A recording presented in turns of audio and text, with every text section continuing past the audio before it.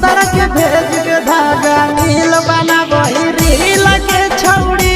सैया के भेज के धागा नील बना बहिरी लगे छौड़ी चलो ही वायरल हो कैसन फील के छौड़ी चलो ही वायरल हो कैसन फील के छौड़ी हाँ फील के छौड़ी भतर के भेज के धागा